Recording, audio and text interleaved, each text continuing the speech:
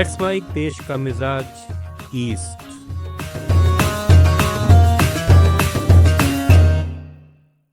ये है let's mic modern radio और आप सुन रहे हैं पूर्वी भारत की खबरें। पश्चिम बंगाल में नई बीजेपी सरकार के सत्तासीन होने के महज 2 हफ्ते बाद ममता बनर्जी ने बुलडोजर राज की तीखी आलोचना की है। पूर्व मुख्यमंत्री और तृणमूल कांग्रेस प्रमुख ममता बनर्जी ने सोशल मीडिया पर लिखा कि टैगोर और नेताजी की भूमि को डर, बल और गरीबों के घर तोड़कर नहीं चलाया जा सकता। बीजेपी के भारी बहुमत वाली जीत के बाद शुवेंदु अधिकारी के नेतृत्व वाली सरकार ने कोलकाता के हावड़ा स्टेशन, पार्क सर्कस और तिलजला जैसे इलाकों में अवैध अतिक्रमण हटाने के अभियान तेज कर दिए हैं, जिससे हजारों गरीब बेघर या बेरोजगार हो गए। ममता ने इसे राजनीतिक अहंकार का नतीजा बताया और कहा है कि बंगाल संस्कृति, करुणा और दमन के खिलाफ प्रतिरोध पर टिका है। बुलडोजर इसकी भाषा नहीं हो सकती। नई सरकार इसे नियमित सफाई अभियान बता रही है, लेकिन विपक्ष इसे गरीबों पर हमला मान रहा है।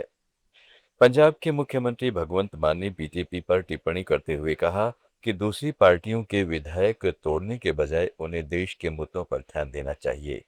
बिहार के पटना में मान ने कहा कि पंजाब में 15 जून से एसआईआर प्रक्रिया शुरू होगी और वे किसी भी हालात में नकली वोटिंग या वोट कटने की साजिश को बर्दाश्त नहीं करेंगे।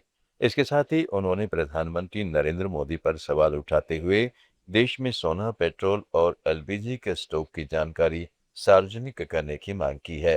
राष्ट्रपति जी के साथ मैंने मीटिंग की थी। असल में वो पार्टी नहीं गई।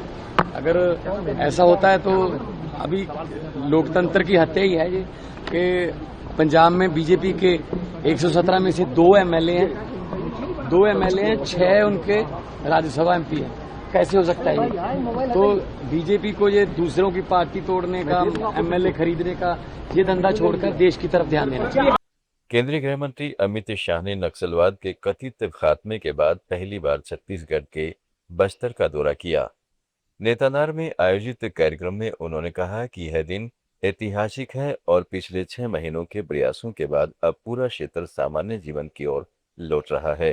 कभी यहाँ नक्सली हिंसा के चलते पुलिस कर्मियों की हत्या, स्कूलों का बंद होना और ग्रामीणों से संसाधन छीनने जैसी घटनाएं होती थी, लेकिन अब हालात बदल चुके हैं।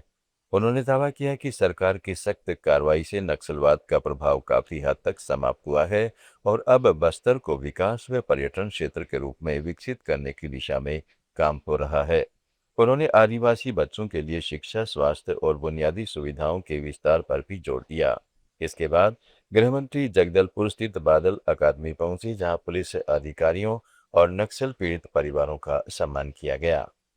आम से जो लोग मशीन गने लेकर, बंदूक लेकर यहां भय और आतंक फैलाए थे, हमारे सुरक्षा बलों ने उनको समाप्त भी किया। और हमने जो लोग पुनर्वास के लिए सहमति दिए, ऐसे 3000 युवक युवतियों को छत्तीसगढ़ सरकार और भारत सरकार मिलकर उनके पुनर्जीवन का, पुनर्वसन का काम करें। ये 3000 में से भाइयों बहनों 2000 लोग ऐसे हैं जिनको अक्सर ज्ञान भी नहीं है, लिखना पढ़ना भी नहीं आता। झारखंड में शिक्षक पात्रता परीक्षा में भाषा विवाद को लेकर गठित 5 मंत्रियों की विशेष कमेटी की पहली बैठक हुई, लेकिन कोई अंतिम फैसला नहीं हो सका। बैठक में सभी मंत्रियों ने अपने अपने तर्क रखे, जबकि कार्मिक विभाग से मांगी गई जानकारी अधूरी पाई गई। समन्वयक और वित्त मंत्री राधाकृष्णन किशोर की अध्यक्षता में हुई बैठक में अंगिका, भोजपुरी और मगही भाषाओं को परीक्षा में शामिल करने पर गंभीर चर्चा हुई। साथ ही 2011 की जनगणना के आंकड़ों और कुरमाली सहित कई जनजातीय भाषाओं को सूची से बाहर रखने पर सवाल उठे। सदस्यों ने यह भी कहा है कि मैथिली, जो राज्य की दूसरी राजभाषा है, उसे भी सूची में शामिल किया जाना चाहिए। बिहार, पश्चिम बंगाल, उड़ीसा, झारखंड और छत्तीसगढ़ की ताज़ा खबरों के इस बुलेटिन को रोजाना सुनने के लिए डाउनलोड करें लेट्स माइक ऐप। जुड़े रहिए लेट्स माइक के साथ। आप सुन रहे थे let's mic more than radio. Follow कीजिए हमें हमारे सोशल मीडिया प्लेटफॉर्म्स पर।